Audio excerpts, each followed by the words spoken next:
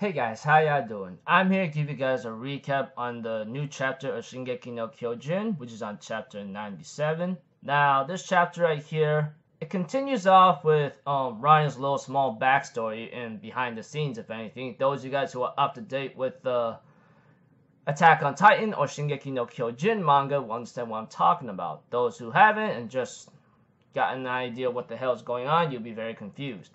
We have to it that at the beginning of the chapter, by the way, that Annie's keeping an eye on some black suit man, and that guy, of course, is possibly Kenny. I mean, it looks like it, and it looks like to me, that Annie was almost caught by this guy, and I think there was a couple serious scenes behind them, and she barely managed to escape from him. And of course, there was a couple scenes with Reiner and Bertolt, people waking up. Of course, there's a freaking drama instituted between Eren Yeager and John. Of course, we both know between these two are pretty tense, and this is in the past. This is in a flashback. And we see Reiner, Bertolt, and Annie talking to each other, trying to figure out what's the next move right now. Because, this is not just going to be simple, and it's going to be very hard for Annie to even get away now because this guy knows her face. Eventually, Reiner himself says that let's destroy Wall, Rose, etc. and still continue our mission because there are some things that we just cannot get rid of. Eventually, Reiner suggests that they destroy the wall after the ceremony is done, etc. And right now, Annie was being conflicted about this because Reiner's friends is about to die. Although Reiner does not consider them friends, they're Eldian devils. And right now, he knows that he puts a lot of pressure on them right now, but let's leave it for tonight. Although Bertolt says to the other two, that after ending the conversation, that he's been having a dream of a man who hung himself, and he says, "Why did I tell you kids that before I hung myself?" And of course, there was a scene between Eren and Reiner. Of course, he asked Reiner, what can I do to become like you and Mikasa? If I don't continue to improve, I'll die without having to accomplish a single damn thing. Although Reiner remembers how he was like that back then, but he just tells him just do what needs to be done. Just keep moving forward. There's nothing more you can do. He goes yeah, that's right. I should do that. Of course, this brings up a lot of bad tragedies about Reiner remembering that Eren was a Titan and Marco being eaten and getting all things done. And of course, there's a scene with Reiner there's a scene in between right now that Reiner is using a gun right now between the flashback, and then it goes back to the present time where Reiner is trying to commit suicide, which I think this is maybe because of all the messed up stuff he's done and all the hell he's been through. I don't think he could really handle that. But he stops the last moment when he sees Falco blaming himself. He couldn't do it. And the moment he looked at Falco walking off, he remembers that he still has those guys and that he can't just end his life like that. Falco was not really happy about this, as Gabby will inherit the Armored Titan if he carries on like this. Eventually, he ends up meeting a guy. Let's see here. What's his name again? Kruger, which his name is revealed in here, although we already know who that Kruger man is. Those of you guys who are updated with the Attack on Titan manga or Shingeki no Kyojin will understand who that Kruger guy is. Take this as a hint when I'm doing this. But if anything else, they end up having a little small talk right now about him moving smoothly, and he's okay. Right now he has amnesia, he doesn't know where his way home. And he asks him did you even tell the hospital staff about me not visiting my family? And Falco says, no, I would never do that. And he ends up telling him that he can't become a warrior, and there's a lot of outstanding canons, but I won't be able to. And then Kruger tells Falco, that's good. I mean, you're a kind kid. Hope you live a long life. He goes yeah, but I still don't want anyone else to become a warrior, though. Why is that? Is that candidate a girl? Even Falco confessed, yeah, she's a famous libero, etc. And she enough to have taken part in the war. If you ask me, she's a perfect candidate to become an Armored Titan warrior. And he really says that I'm so weak right now, I'll probably die without having accomplished anything. And it's like that same mentality that Eren Yeager had. And of course, like Kruger tells Falco that he's been doing some thinking throughout these past few days when he was in the hospital. I feel like I'm losing my identity and no one could ever go to war. Take this, however, like something that's pushing them takes them to the next step of hell. For some people, it's not their own will. Of course, this conversation between Falco and Kruger becomes important.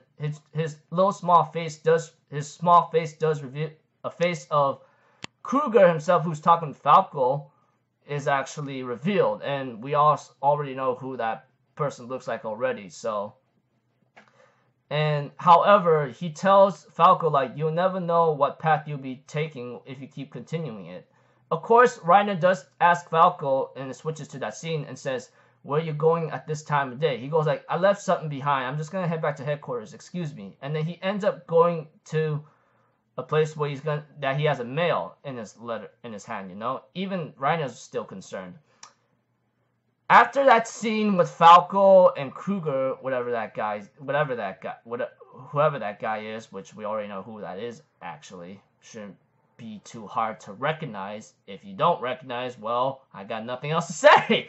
But aside from that, we have to it that the commander of Marley ends up being greeted by the Tibir family. And apparently the royal guard is there. We see the families. It looks like kids are having fun, fighting each other. And we have to it that the guy of the Tibir family head is currently named Billy. So Billy ends up talking to like to the commander of what's really bound to happen. Although like he ends up having a little small talk with him involving like maybe what's bound to happen in the later future. We get to know that he now inherits the, how am I supposed to say it? Let me see here. The Hammerhead Titan, I believe. And it looks like to me like there's a story of a hero who is a human who destroyed the devil, earth, and heroes, and became a Marleyan spirit or legend or something. So what happens next right now is that they end up having some talks of what's been happening right now. And right now, like someone who's controlling Marley behind the scenes, it's too late. Although like we have to it that Billy explains that the nation of Marley is under the control of the Tibir family. However, the path of militarism is one that Marley has always chosen, and to atone for the sins against Marley, we gave them freedom and strength. By we, I mean our ancestors. Of course, this conversation between Billy and the commander was really hard for me to comprehend right now, but just by looking at it, it looks like to me that both Elia and Marley are like falling deep into darkness, and the responsibility really lies on us. When it comes to like inheriting titans and so forth, he ends up telling him that we have to find a way how to like solve this problem once and for all. And Billy even says that he received these memories with the Warhammer Titan as the head of the family. He would make sure to have things worked out. And therefore he shakes a hand with them by saying, I wasn't lying about coming to see the hero's statue. Marley needs another heroes. And he asked the commander, Margaret, like, can you take this hand once again? And we go to a scene where Zeke is talking to someone, and then a scene where Falco is asked by Kruger to like deliver a mail to a certain box office, like put this in the post box outside of here, okay? And he tells him he just wants to let him know that I just want to let him know that I'm here and safe, etc. So Falco ends up putting the letter in the post office, and it ends up with the curtain rises. So it looks like to me all I can really give you in this chapter of this recap is just like a more Reiner's backstory, and after that backstory was coming to an end, it looked like Reiner was trying to commit suicide because maybe he couldn't handle most of this. And the conversation between Falco and Mr. Kruger, which we already know who that is, and there's a conversation between Billy, the head of the Tibir family, talking to Commander Margaret about what to do next in the future because things are still looking really tense and pretty dangerous right now. And the chapter ends up with Falco like delivering a mail in the post box outside. So don't really know what's really bound to happen next, but one thing was sure, that Kruger guy is about to make his move and maybe sending a message to his other allies, and I hope to see those allies next chapter next month. Although we don't really know what's really bound to happen, it's really starting to get a little tense. So I apologize if this recap becomes a little long, but if you read the chapter yourself, I think you should understand where I'm trying to get at here. But one thing for sure, it was pretty difficult to get this chapter into my head, but one thing for sure, I hope we focus on the present time and no more into the past. But a lot of information's good, but it's really taking a long time for it to get to the main course of the event. So we'll have to find out from here on out. So until then, I'll see you guys in my next video. So I'm Alpha Zero, people. Have a good day, and I'll see you guys next time, alright? Peace out. Bye-bye. Choo-choo-doo!